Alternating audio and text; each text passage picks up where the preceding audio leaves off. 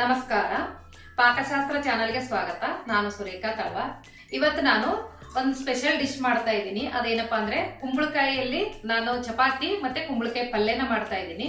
ಇವೆರಡು ಯಾವ ತರ ಮಾಡೋದು ಮತ್ತೆ ಇವಕ್ಕೆ ಏನೇನು ತಗೊಂಡಿದ್ದೀನಿ ಅಂತ ತೋರಿಸ್ತೀನಿ. ಕುಂಬಳಕಾಯಿ ನಾನು ಬೇಯಿಸಿಟ್ಕೊಂಡಿದ್ದೀನಿ. ಕುಂಬಳಕಾಯಿ ಒಂದು ಪೂರ್ತಿ ಕಟ್ ಮಾಡಿ ಬೇಯಿಸಿಟ್ಕೊಂಡಿದ್ದೀನಿ. ಗೋಧಿ ಹಿಟ್ಟು, ಆಮೇಲೆ ಈರುಳ್ಳಿ, ಕರಿಬೇವು, ಹಸಿಮೆಣಸಿನಕಾಯಿ, ಕೊತ್ತಂಬರಿ ಸೊಪ್ಪು, ಅರಿಶಿನ ಪುಡಿ, ಉಪ್ಪು, ಜೀರಿಗೆ, ಸಾಸಿವೆ, ಸ್ವಲ್ಪ ಎಣ್ಣೆ ಬೇಕಾಗತ್ತೆ. ಈಗ ಯಾವ ತರ ಮಾಡೋದು ಅಂತ ನೋಡ್ಕೊಳ್ಳೋಣ.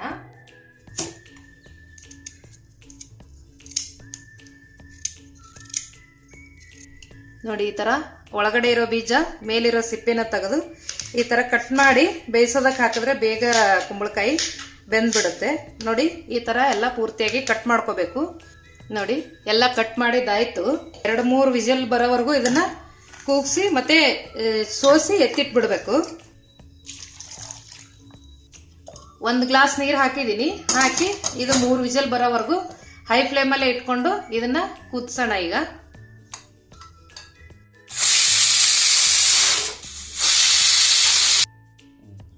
ನೋಡಿ, ಒಂದು ಅರ್ಧದಷ್ಟು ಕುಂಬಳಕಾಯಿ ನಾನು ಚಪಾತಿ ಮಾಡೋದಕ್ಕೆ ಹಾಕೋತಾ ಇದ್ದೀನಿ. ಒಂದು ಅರ್ಧದಷ್ಟು ಇಷ್ಟು ಪಲ್ಯ ಮಾಡೋದಕ್ಕೆ ಇಡ್ತಾ ಇದ್ದೀನಿ.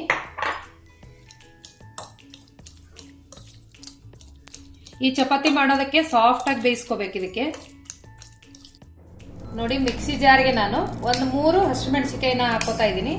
ಸ್ವಲ್ಪ ಜೀರಿಗೆನ ಹಾಕ್ತಾ ಇದ್ದೀನಿ. ಇದನ್ನ ಮಿಕ್ಸಿನಲ್ಲಿ ಈಗ ಪೇಸ್ಟ್ ಮಾಡ್ಕೊಂಡ್ ಬರ್ತೀನಿ.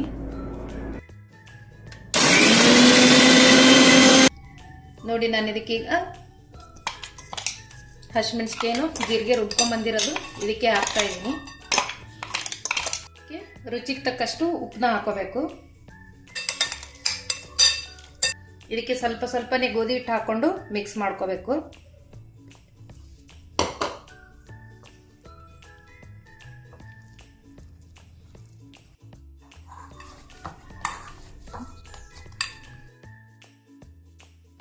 ನೋಡಿ, ಈಗ ಪಲ್ಯ ಮಾಡೋವರೆಗೂ ಹಿಟ್ಟೆಲ್ಲ ಚೆನ್ನಾಗಿ ನೆಂದಿದೆ.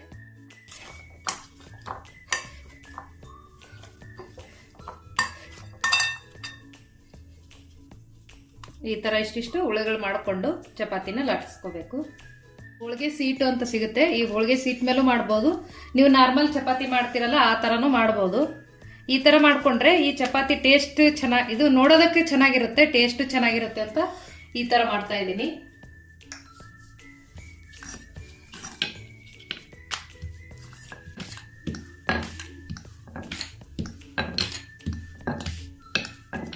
ಈ ತರ ಮಾಡಿ ತವಿಗೆ ಸ್ವಲ್ಪ ಎಣ್ಣೆ ಹಾಕೊಂಡು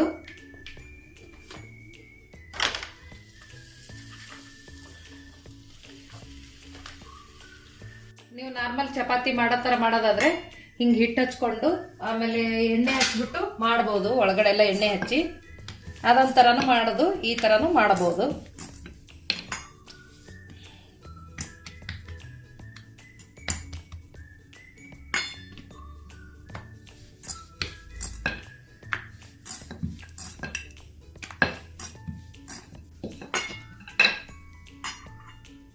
ನೋಡಿ, ಈ ತರ ಮೇಲೆ ಸ್ವಲ್ಪ ಎಣ್ಣೆ ಹಚ್ಕೊಂಡು ಬೇಯಿಸ್ಕೋಬಹುದು.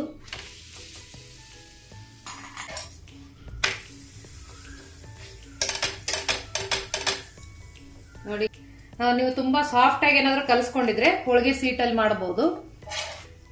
ಇಲ್ಲ ನೀವು ಗಟ್ಟಿ ಕಲ್ಸ್ಕೊಂಡಿದ್ರೆ ಈ ತರ ನೀವು ಹಿಟ್ಟು ಹಚ್ಚಿ ಕೂಡ ಮಾಡಬಹುದು. ನೋಡಿ, ನಾನು ಸ್ವಲ್ಪ ಎಣ್ಣೆನ ಹಾಕ್ತಾ ಇದ್ದೀನಿ. ಸ್ವಲ್ಪ ಎಣ್ಣೆ ಕಾತಿದ್ದಂಗೆ ಇದು ಸಾಸಿವೆ ಹಾಕ್ತಾ ಇದ್ದೀನಿ. ಒಂದು ಅರ್ಧ ಟೇಬಲ್ ಸ್ಪೂನ್ ಅಷ್ಟು ಸಾಸಿವೆ ಸ್ವಲ್ಪ ಚಟಪಟ ಅಂದ್ಮೇಲೆ ಜೀರಿಗೆನ ಹಾಕ್ತಾ ಇದ್ದೀನಿ. ಇದಕ್ಕೆ ನಾನು ಸ್ವಲ್ಪ ಹಸಿಮೆಣಸಿನಕಾಯಿ, ನೀವು ಖಾರಕ್ಕೆ ಹೆಚ್ಚು ಕಮ್ಮಿ ಬೇಕು ಅಂದಷ್ಟು ಹೆಚ್ಚು ಕಡಿಮೆ ಮಾಡ್ಕೋಬಹುದು. ಮತ್ತೆ ಸ್ವಲ್ಪ ಕರಿಬೇವು, ಆಮೇಲೆ ಒಂದು ದಪ್ಪ ಈರುಳ್ಳಿನ ಈ ತರ ದಪ್ಪ ಕಟ್ ಮಾಡಿ ಹಾಕ್ತಾ ಇದ್ದೀನಿ. ಈಗ ನಾನು ಇದಕ್ಕೆ ಒಂದು 1/4 ಟೇಬಲ್ ಸ್ಪೂನ್ ಅಷ್ಟು ಅರಿಶಿನದ ಪುಡಿ ತಗೊಂಡಿದ್ದೀನಿ, ಅದನ್ನು ಹಾಕ್ತಾ ಇದ್ದೀನಿ.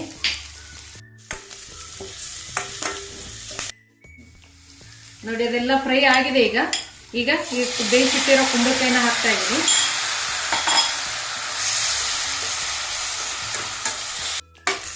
ಗಟ್ಟಿ ಬೇಕು ಅಂದ್ರೆ ಗಟ್ಟಿಯಾಗಿ ಮಾಡ್ಕೋಬಹುದು. ಇಲ್ಲಾಂದ್ರೆ ಸ್ವಲ್ಪ ತೆಳುವಾಗಿರ್ಲಿ ಅಂದ್ರೆ ಒಂದ್ ಸ್ವಲ್ಪ ನೀರ್ ಹಾಕೊಂಡ್ರೆ ಅದು ಕೂಡ ಚೆನ್ನಾಗಿರುತ್ತೆ. ಸ್ವಲ್ಪ ನಾನು ತೆಳುವಾಗಿ ಮಾಡ್ತೀನಿ, ಅದಕ್ಕೆ ಒಂದ್ ಸ್ವಲ್ಪ ನೀರ್ ಹಾಕ್ತಾ ಇದ್ದೀನಿ.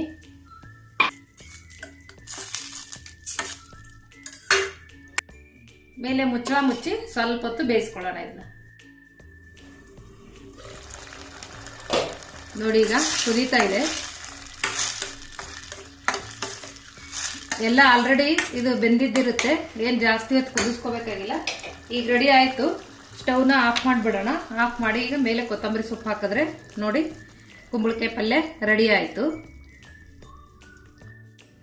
ನೋಡಿ, ರುಚಿಕರವಾದ ಟೇಸ್ಟಿಯಾದ ಕುಂಬಳಕಾಯಿ ಪಲ್ಯ ಮತ್ತು ಕುಂಬಳಕಾಯಿ ಚಪಾತಿ ರೆಡಿ ಆಗಿದೆ. ತುಂಬ ಚೆನ್ನಾಗಿ ಬಂದಿದೆ. ನೀವು ಕೂಡ ಟ್ರೈ ಮಾಡಿ. ಮಾಡೋದು ಸುಲಭ ಇದೆ, ಟೇಸ್ಟ್ ಅಂತೂ ಸೂಪರ್ ಆಗಿರುತ್ತೆ. ಈ ವಿಡಿಯೋ ನಿಮಗೆ ಇಷ್ಟವಾದರೆ ಲೈಕ್ ಮಾಡಿ, ಶೇರ್ ಮಾಡಿ, ಸಬ್ಸ್ಕ್ರೈಬ್ ಮಾಡಿ ಮತ್ತು ನಿಮ್ಮ ಫ್ರೆಂಡ್ಸ್ಗೆಲ್ಲ ಈ ವಿಡಿಯೋನ ಶೇರ್ ಮಾಡಿ ಅಂತ ಹೇಳ್ತಾ ಈ ವಿಡಿಯೋ ನೋಡಿದ್ದಕ್ಕೆ ಧನ್ಯವಾದಗಳು.